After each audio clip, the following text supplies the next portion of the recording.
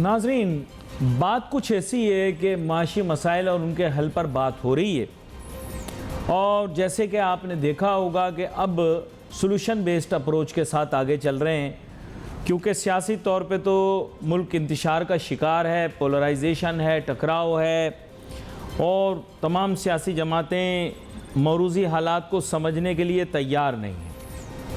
जीतने वाले भी तैयार नहीं हैं, हारने वाले भी तैयार नहीं हैं, और इस सूरत के अंदर हम समझ नहीं पा रहे कि इस कन्फ्यूजन की वजह से मईशत सफ़र कर रही है। लेकिन ये तो शॉर्ट टर्म मामलात हैं। अगर हमें लंबे अरसे के लिए मुल्क की मईशत को ठीक करना है तो हमें क्या करना पड़ेगा?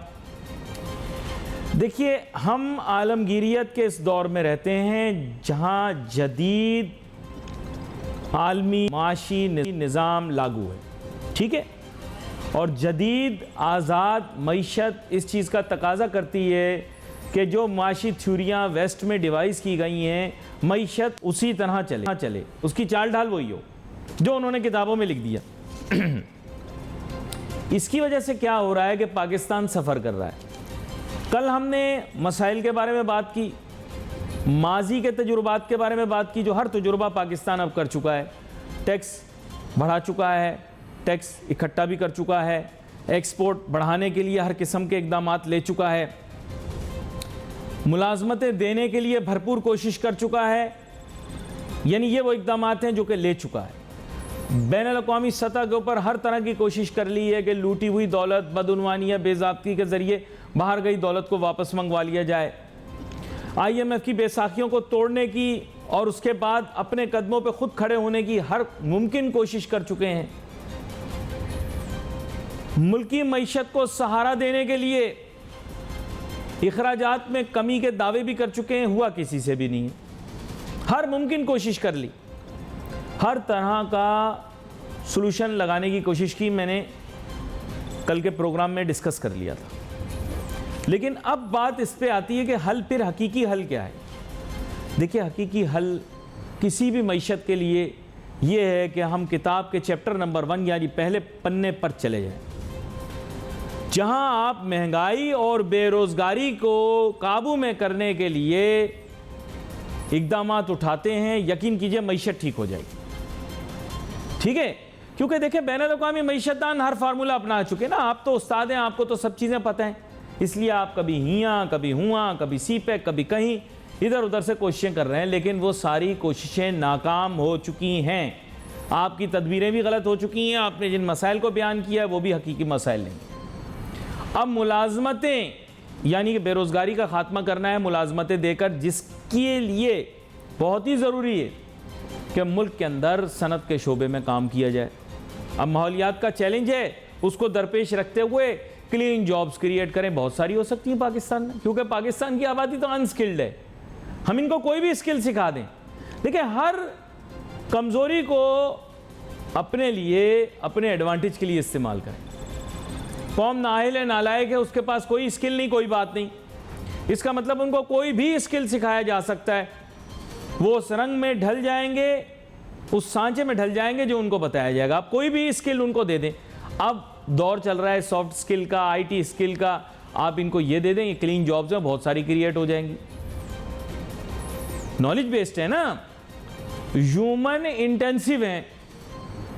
आपने सोल्यूशन पूछा, देखो सोल्यूशन पढ़ा लिखा मिलेगा, बोरिंग होगा, थोड़ा सा बोरिंग सोल्यूशन होगा, मजेदार किस्म का नहीं होगा। मेट्रो बस, ऑरेंज बस हैं, मुर्गी अंडा, जैसे माजी की हुकूमत ने किया मुर्गी अंडा मुहिम, 50 लाख घर बन जाएंगे। ये द्योमालाई कहानियां, द्योमालाई कहानियां, fairy tales, castle in the sky. ये नहीं, हकीकत पसंदाना बात करो।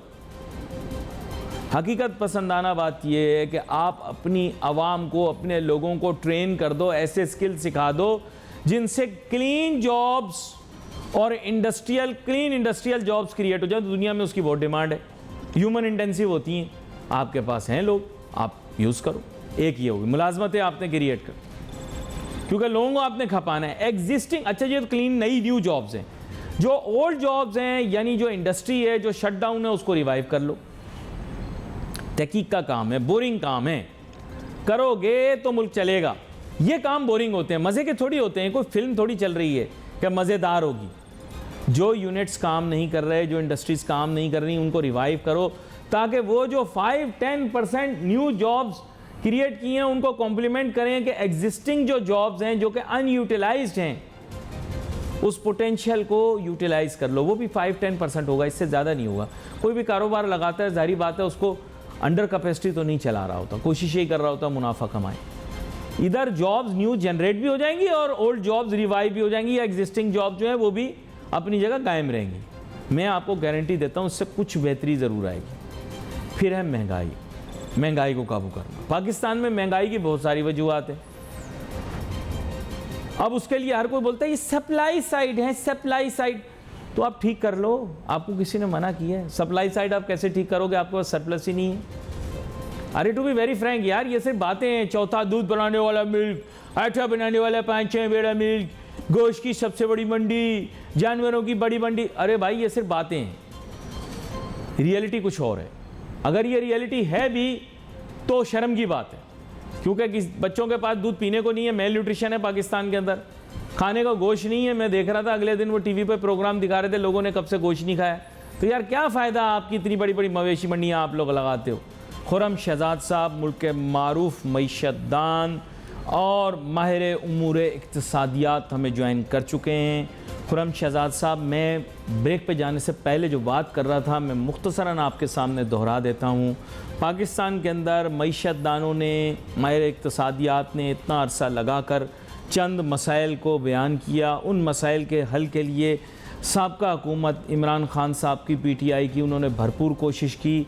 जैसे मैं आपके सामने हूँ कि टैक्स हमारे लोग नहीं देते, रिकॉर्ड टैक्स कलेक्शंस हुई, टैक्स के अंदर इस्लाहात की गई, ज़्यादा से ज़्यादा लोगों को टैक्स के सिलसिले में तंग किया, मेरा मतलब उनको टैक्स पे करने की तरफ राग़िब किया गया। समझ तो आप गए होंगे मेरी बात को, लेकिन मईशत जूँ की तूँ वैसे ही बेड़ा गर्क। उसके अलावा ये कहा गया लूटी हुई दौलत बाहर के ममालिक में मौजूद है, जिसके लिए मैं आपको तो नहीं कहूँगा आप इस पर राय दें, लेकिन एक साहब थे शहजाद अकबर साहब, उनको लगाया गया, वो लगे रहे, लेकिन कारकर्दगी नील बटा नील। आखिर में खान साहब ने उनको मैं तो नहीं कहूँगा धक्के मार के बाहर निकाला, लेकिन उनको साइड पे कर दिया। फिर उसके बाद भरपूर कोशिश के बावजूद 50 लाख घर और 1 करोड़ नौकरियां नहीं दे सके, जबकि इमरान खान साहब की समझ ठीक थी, क्योंकि उनको लोगों ने जो बताया उन्होंने उस पर अमल किया। मुल्क के अंदर ये ढंढोरा पीटा गया, मुल्क वसाइल से माला माल है। खान साहब ने आते ही सबसे पहले कोशिश की कि हम अपनी एक्सप्लोर करें रिसोर्सेज। केकड़ा के अंदर हमने बेशुमार खुदाई की, दूसरी तरफ जापान निकल आया, लेकिन कुदरती गैस नहीं निकली। खान साहब को भी नवाज शरीफ साहब की तरह अंदाज़ा हो गया कि ये भी एक बहुत ही बड़ा तारीखी झूठ है कि मुल्क वसाइल से माला माल है, ये भी सब एक आई वॉश है और आई कैंडी है। फिर उसके बाद हर तरह की कोशिश करके IMF ना जाने के लिए भी सलाह दी गई। खान साहब ने उस पर भी अमल किया, आखिरकार IMF के पास जाना भी पड़ा और फिर उनकी सख्त शराइत भी माननी पड़ी। Unfortunately, Pakistan's economic problems have not been rightly identified. Therefore, even the most educated leader in this country cannot solve the problems of this country.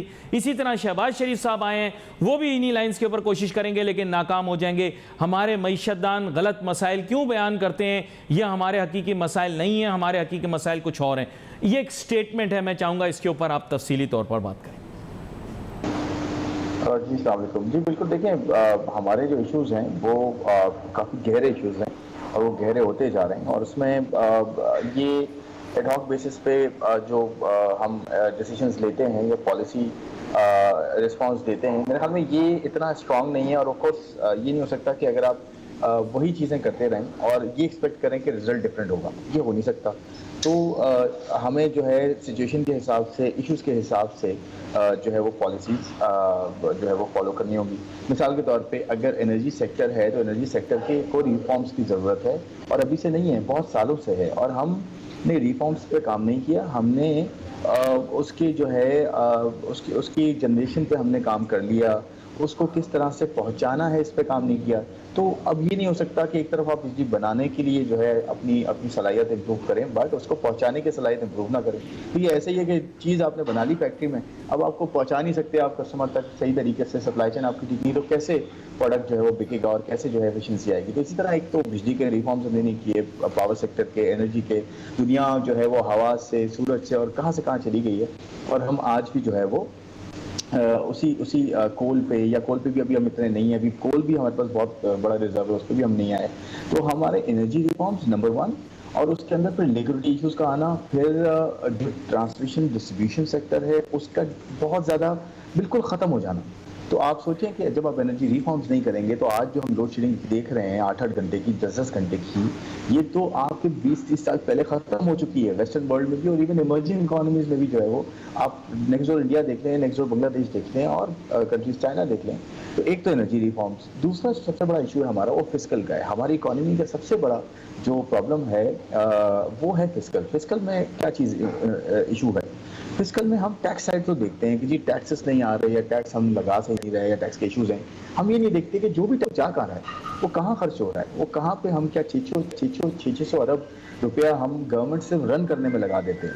हमारे जो पब्लिक सेक्टर कंपनीज हैं, 200 प्लस पब्लिक सेक्टर कंपनीज हैं, आपको पता है, जिन्हें आप एसओईज कहते हैं, स्टेट ओन एंटिटीज, 200 प्लस हैं। 200 प्लस में सिर्फ 85 जो है वो इस वक्त एक्टिव हैं, लेकिन आपकी जो फिजिकल बर्डन है वो 1 ट्रिलियन से ज़्यादा है एक साल का, उसको आप फिक्स करने के लिए क्या करते हैं? फिर तीसरी चीज़ ये है कि जो पॉलिटिकल रिफॉर्म्स हैं वो आपने नहीं किए, फिर एक्सटर्नल सेक्टर के रिफॉर्म्स आपने नहीं किए, क्योंकि आप बार बार आईएमएफ के पास चले जाते हैं। 22-23 प्रोग्राम में जो एक कंट्री जा चुका हो, तो आप इससे अंदाज़ा लगा लेना कितना हमने इनकॉम्पिटेंस दिखाई है, कितनी कंप्लेसेंसी दिखाई है हमने, अपने फिस्कल्स को ठीक नहीं किया, हमने अपने टैक्सेस को सही तरीके से कलेक्ट नहीं किया, सही जो है अमाउंट में कलेक्ट नहीं किया, फिर उसको सही जगह लगाया नहीं। तो देखिए, ये जब तक हम नहीं करेंगे, हम सिर्फ ये करते रहेंगे कि जी कोई गवर्नमेंट आई, उसने थोड़ी सी पेट्रोल की प्राइसेस ऊपर नीचे कर दी, सब्सिडी दे दी और कहा कि जी सब ठीक हो गया है, या फिर जो है ठीक हो जाएगा। तो देखें, आज हमारे पास इशू ये है कि पहले हम 5 साल के बाद, पहले 10 साल के बाद हमारा जो है वो श्रिंक होती थी इकोनॉमी और प्रॉब्लम होती थी, फिर 5 साल पे होती थी, अब 3 साल पे होना शुरू हो गई है, और अब तो 1.5 साल पे आपको जो है ना, 1.5-2 महीने पे आपको इतनी प्रॉब्लम्स हो गई। तो हमें ये चीज़ रियलाइज करनी चाहिए। नहीं खुर्रम शहजाद साहब, आप बड़ी एहसन बात आपने की है, और मुझे बड़ा अच्छा लगा है कि जिस एहसन अंदाज से आपने मसाइल को बयान किया। ज़ाहिर बात है, आपने 2 मेजर इशूज़ को पहले रेज़ किया, एक तो एनर्जी सेक्टर और स्टेट ओन्ड एंटरप्राइजेस को। लेकिन मैं आपके सामने इस वजह से ये मामला रख रहा हूँ क्योंकि ज़ाहिर बात है अभी हमें एक बैलेंस सा क्रिएट करना है। तो मैंने आपको जैसे बताया कि जब पाकिस्तान तहरीक इंसाफ आई तो उन्होंने, देखिए, इम्प्रूवमेंट उन्होंने लाने की कोशिश की। देखिए, मैं इमरान खान साहब की ज़ात की हद तक बात करूँगा कि उन्होंने तमाम वो आइडियाज़ अडॉप्ट करने की कोशिश की, वॉट एवर वॉज पॉसिबल। लेकिन अब हुआ ये, अब देखिए हुकूमतें तो आती जाती रहती हैं। मैं तो शहबाज शरीफ साहब का भी एहतराम करता हूँ, इमरान खान साहब का भी करता हूँ, नवाज शरीफ साहब का भी करता हूँ, जरदारी बिलावल साहब का भी करता हूँ। लेकिन मैं ये कह रहा हूँ कि he tried to go on the right track, what was told to him. Obviously ये भी कुछ 2 एरियाज आपने आइडेंटिफाई किए, यहाँ पर भी प्राइवेटाइजेशन में कोशिश हुई, लेकिन he couldn't actually move in the right direction, time was very little. लेकिन उसके बावजूद कि he tried to find solutions. Export में भी आप देखें, एक्सपोर्ट ओरिएंटेड इंडस्ट्रीज के अंदर he gave as much support as he could, but despite increase in exports our economy stands where it is. जी देखिए, प्रॉब्लम वही है ना, मैं वही आपसे कह रहा हूँ, रिपीट फिर वही बात होगी, क्योंकि देखें, आप जो बात कर रहे हैं ना, वो कॉजेज नहीं है, वो हमारी इकोनॉमी का जो है वो कुछ मैकेनिज्म, कुछ मॉडल ऐसा है कि आप थोड़ा सा कॉस्ट ऑफ डूइंग बिजनेस से कॉस्ट ऑफ कैपिटल नीचे करते हैं, आपकी 50% तकरीबन इकोनॉमी ग्रे है, यानी कि डॉक्यूमेंटेड नहीं है, कैश इकोनॉमी की भरमार है, टैक्सेस में आप जो है वो आप पीनलाइज करने वाला अंदाज आपका ज़्यादा है बनिस्बत इसके कि इंसेंटिवाइज करें और टैक्स रेट में लेकर आए पहले लोगों को। बैंक्स में आकर अकाउंट नहीं खोल सकते, स्टॉक मार्केट में अकाउंट नहीं खोल सकते। फिर एक तरफ आप कहते हैं जी डॉक्यूमेंटेशन नहीं होती, एक तरफ आपने खुद जो है वो काबू की हुई चीज़ें जिसको आप कहते हैं ये होता नहीं है, कि ये होगा नहीं ना इस तरह। आपको माइंडसेट चेंज करने की जरूरत है, रेगुलेटर का माइंडसेट, जो इम्प्लीमेंट करते हैं मिनिस्ट्रीज उनका माइंडसेट, जो पॉलिसी पे बैठे हैं उनका माइंडसेट, इसको डिस्टर्ब होने की जरूरत है कि पहले इस अपने माइंडसेट से ब्रेकआउट करें कि दुनिया में हो क्या रहा है, कैसे रेगुलेटर और कैसे कंट्रीज खुद। अब नेक्स्ट और आपका यूएई है ना, आप दुबई है, तो कहते हैं हमने दुनिया का टॉप 3 सिटीज में आना है आर्टिफिशियल इंटेलिजेंस में और टेक्नोलॉजी एडॉप्शन में, टॉप 3 में, टॉप 2 में। वो क्यों कहते हैं और कौन कहता है पता है आपको? ये वो गवर्नमेंट कहती है वहाँ की, कहती है हम पहले अप्लाई करेंगे अपने ऊपर, गवर्नमेंट खुद इंप्लीमेंट करेगी, फिर प्राइवेट सेक्टर करेगा। दुनिया में तो ये होता है ना कि पहले प्राइवेट सेक्टर करेगा, फिर जो है गवर्नमेंट करेगी, या गवर्नमेंट जो है एक नॉर्मल उसकी एडमिनिस्ट्रेशन देखेगी। तो मेरा कहने का मतलब ये है कि माइंडसेट हमारे जो है ना बड़े पुराने हैं। अच्छा खुर्रम शहजाद साहब, आप काफ़ी अरसे से एक्टिव हैं, चलें आपके सामने मैं एक मिसाल रखता हूँ। एक, मैं तो नहीं कहता गोल्डन एरा है, लेकिन economically Pakistan was doing much better during the Musharraf era. अब मैं आपके सामने रखता हूँ, मुशर्रफ साहब भी प्रोग्राम देख रहे होंगे और आप भी उस ज़माने में ही मीडिया पर ज़्यादा मुतहरिक हुए थे, हमने भी तभी कुछ मीडिया पर बोलना शुरू किया था। तो बात यह है कि अवाम भी वही थी, इस तक के सरकार भी वही थी, वज़ीर भी वही थे और मसाइल भी वही थे, सनतकार ताजिर भी वही थे, स्टॉक मार्केट भी यही थी, मौरूज़ी हालात भी यही थे, बल्कि दहशतगर्दी कहीं ज़्यादा थी। पाकिस्तान की इकॉनमी प्रोग्रेस कर रही थी। मेरे ख्याल से खुर्रम शहजाद साहब ज़रा इस बारे में भी गौर करें कि फ़ॉरेन पॉलिसी जो है वो पाकिस्तान की इकॉनमी को आगे लेकर जाती है। पाकिस्तान ये जो एब्सोल्युटली नॉट का नैरेटिव लेकर कुछ सियासी लोग चला रहे थे या चलाना चाह रहे हैं, जबकि मैं तो मतलब ये कि आया है मैं कोशिश करता हूँ सबको साथ लेकर चलूँ, लेकिन सिर्फ फ़र्क ये लोग भी वही थे और सपोर्टर भी वही हैं। इमरान खान साहब के सपोर्टर वही हैं जो पहले मुशर्रफ साहब के सपोर्टर थे, लेकिन नैरेटिव चेंज हो गया है। लेकिन अब बात ये खुर्रम शहजाद साहब के क्विक फिक्स भी चाहिए होगा। आपके ख्याल से अभी जो मौजूदा हालात हैं इन द शॉर्ट टर्म, ये सब कुछ जो हो रहा है, क्या ये इस वजह से हो रहा है कि मुल्क के जो हालात बदल रहे हैं, इस वजह से स्टॉक मार्केट दबाव का शिकार है, डॉलर जो है उसकी कदर में इजाफा हो रहा है, या इसके पीछे भी हकीकी माशी वजूहात हैं?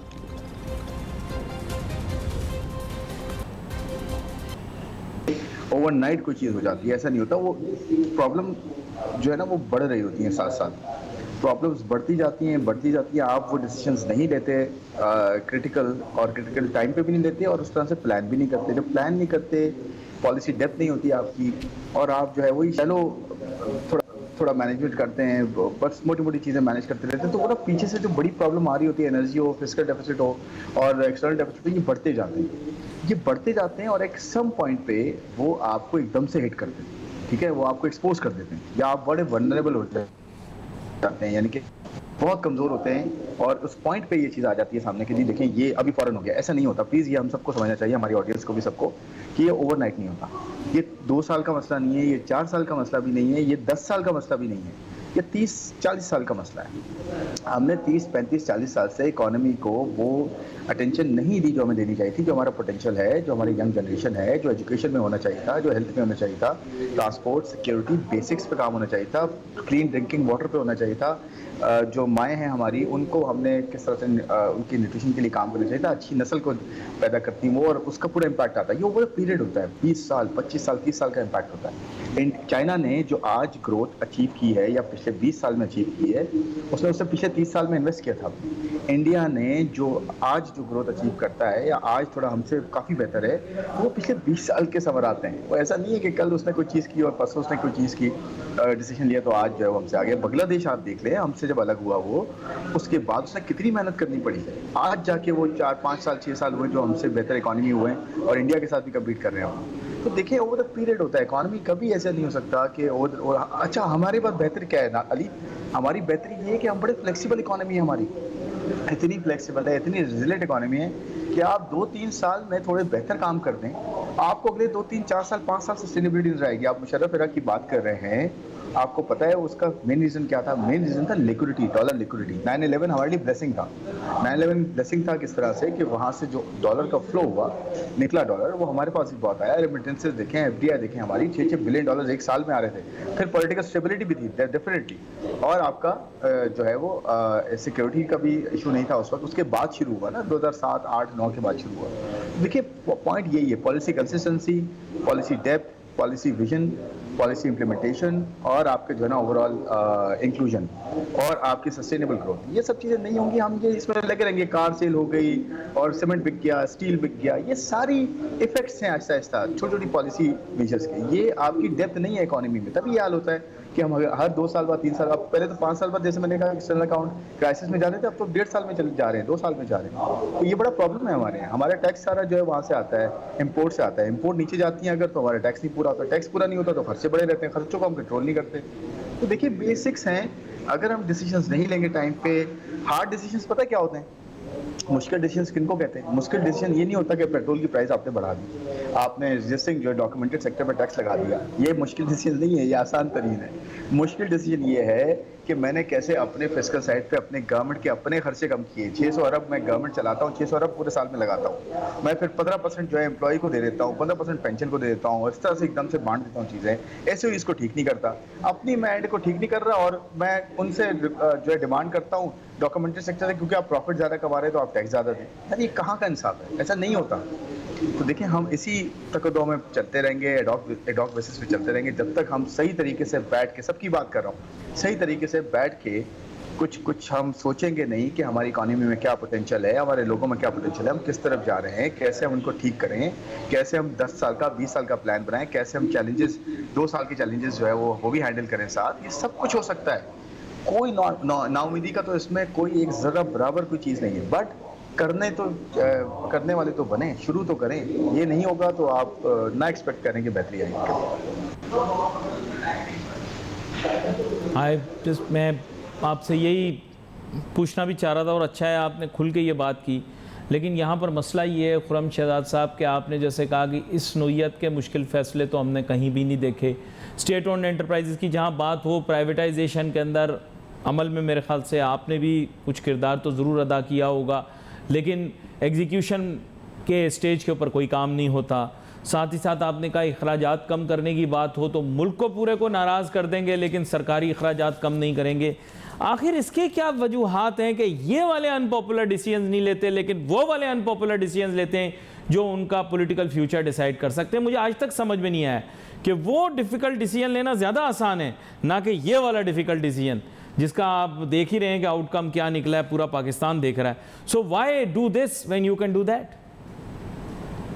प्रॉब्लम है, देखिए पॉलिटिकल इकोनॉमी में ये इशू होता है कि हम पॉलिटिकली पॉपुलर जो है ना डिसीजंस लेते हैं, या बड़े वो वाले डिसीजंस लेते हैं जिससे ना हमारा वोट बैंक हर्ट नहीं होता। ये प्रॉब्लम है। जब तक हम वोट बैंक को देखते रहेंगे और हम उस हिसाब से वो पैसे करेंगे जो लोगों को पसंद हैं, तो हमेशा यही होगा, रिजल्ट्स वो आएंगे जो लोगों को नहीं पसंद होते। बड़ी इंपॉर्टेंट स्टेटमेंट है।